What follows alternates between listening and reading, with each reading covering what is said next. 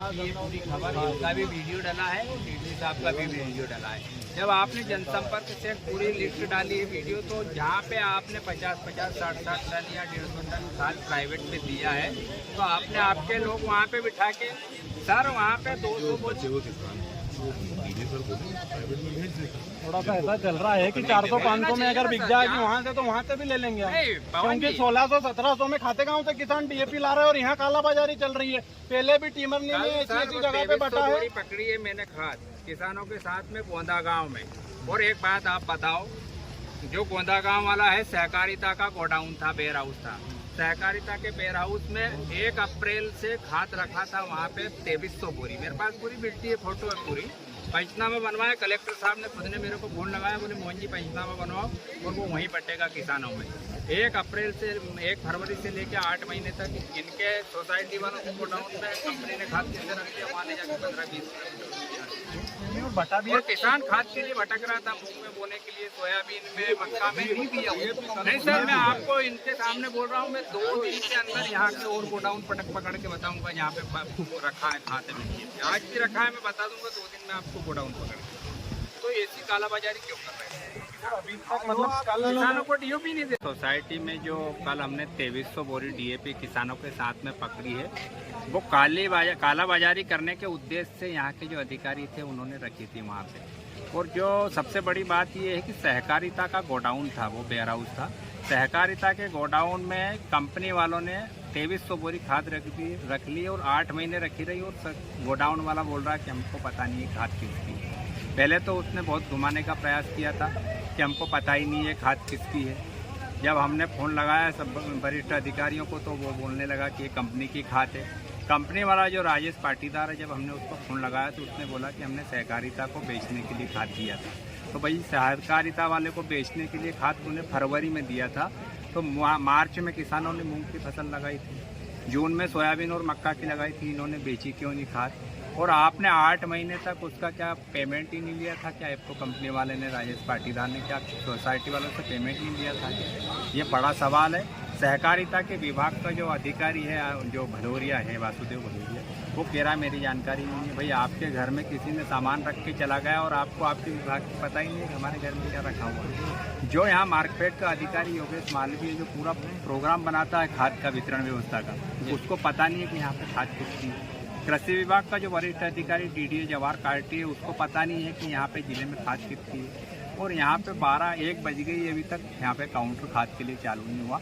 इन्होंने पूरा कालाबाजारी करने के उद्देश्य से वो खाद रखा था। कल हमने पकड़ा और कलेक्टर साहब के हस्तक्षेप के बाद में हमने भरी हुई गाड़ी वापस खाली करवाई, पंचनामा बनवाया। वो खाद अब वहीं पे किसानों में वितरण होगा 2300 बोरी है। और आज 3 बजे किसान कांग्रेस का प्रतिनिधिमंडल उन सभी अधिकारियों के खिलाफ FIR दर्ज कराने के लिए सिटी थाने में आवेदन किया। क्या जिले में और भी जगह है? और भी जगह खाद है, अभी डीएपी खाद रखा है। बड़े स्तर पे कालाबाजारी के लिए इन्होंने रखा है। अभी हम 2-4 रोज में बड़ा खुलासा और करेंगे।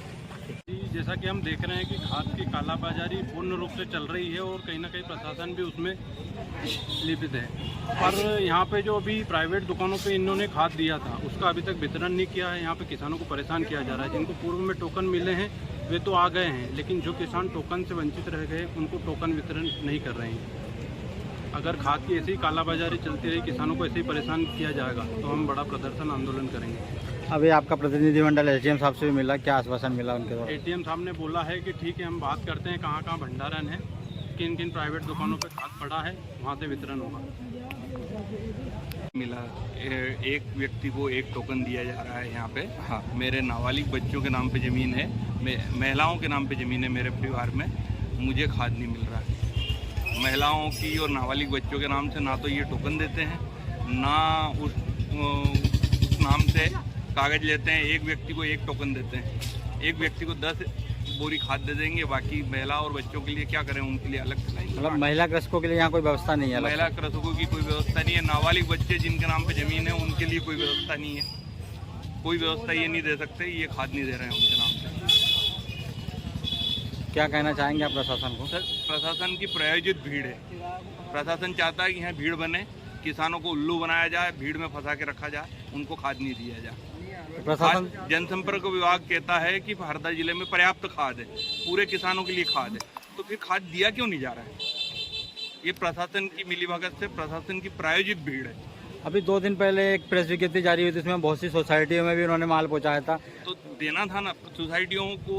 6 तारीख को जब इन्होंने जनसंपर्क में बताया था कि 6 तारीख को सोसाइटियों में खाद बटेगा, 5 को क्यों बढ़ गया और 8 को क्यों नहीं बटा?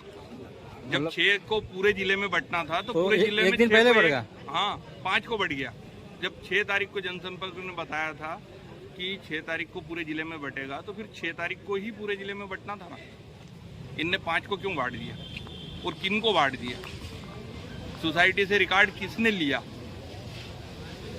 पूरी तरह कालाबाजारी है, सोसाइटी के नाम पे चोरी है।